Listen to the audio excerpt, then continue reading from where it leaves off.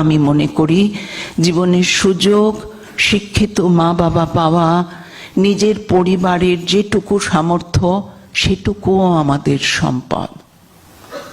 আরেকটা সম্পদ মা বাবার রক্ষণাবেক্ষণের ঘেরাটোপ।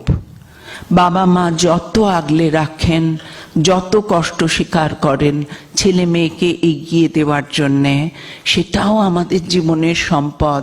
তাকে দান দিতে শিখতে হয়।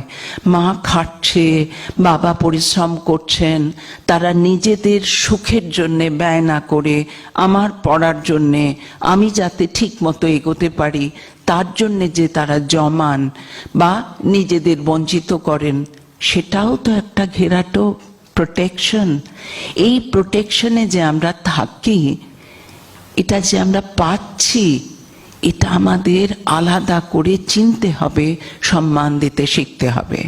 আজকের ছেলেমেয়েরা যারা একটু বয়ে যায়, অন্য রাস্তায় হেঁটে যায় ভুল করে, তারা অনেক সময় আমাকে বলে আমার চাহিদা মেটানোর সম্পূর্ণ দায়িত্ব আমার মা বাবার, এটা আমাদের বার্থ রাইট।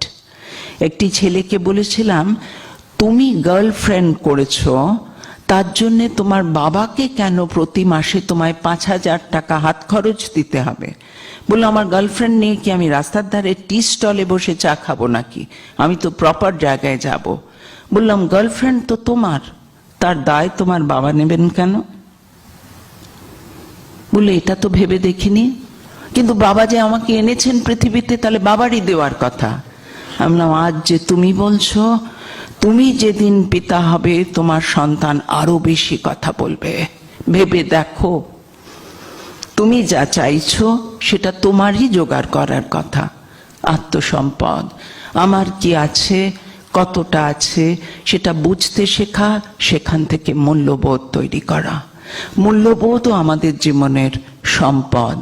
কোনটা সঠিক, কোনটা বেঠিক, সমাজের চতুর্দিকে নজর দিয়ে সেটাকে আমাদের তুলে নিতে হবে, বুঝতে শিখতে হবে কাকে কোথায় কতটা সম্মান দেওয়া উচিত, কোন বিষয়কে সম্মান দেওয়া উচিত।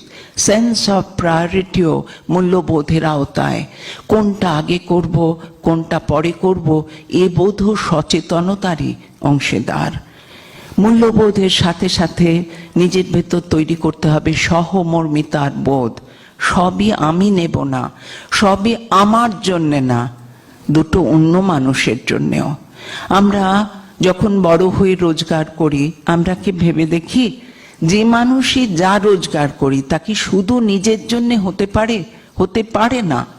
কিন্তু আমি যখন সজ্ঞানে নিজের ইচ্ছে অন্যের জন্য কিছু করতে চাই, ভাবতে চাই, দিতে চাই, তা আমার সহমর্মিতা।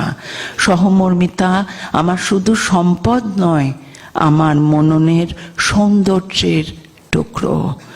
আমি সুন্দর হতে চাই শুধু মুখের ওপরে সাজসজ্জা দিয়ে না, মনেও তো সুন্দর হব। সহমর্মিতা সেই সৌন্দর্যের দ্যোতক, তাই সেটাও আমার প্রয়োজন।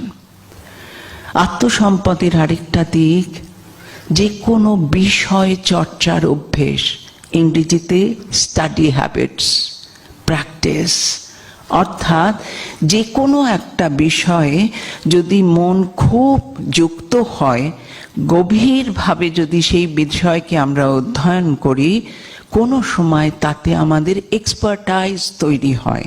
অর্থাৎ আমি এতটাই জানি সেটা নিয়ে আমি আরো 10 জনকে শেখাতে পারি। এই বিষয় চর্চার অভ্যাস মনোযোগকে এক করতে শেখায়, মনের একাগ্রতা বাড়াতে শেখায়। তাই সেটাও আমাদের মনে রেখে কোনো বিষয়ে আমার যে উৎসাহ, আমার যে ইন্টারেস্ট, অনুরাগ, সেইটা ধরে মনোযোগকে এক করে একাগ্রতার অভ্যেস বাড়ানো দরকার। আত্মসম্পদের আরেকটা জিনিস, নিজেকে শান্ত করার অভ্যাস। সারাদিনে কোনো সময় 5 থেকে 10 মিনিটও চুপ করে বসা, কোনো কাজ না করা, এও এক যোগ।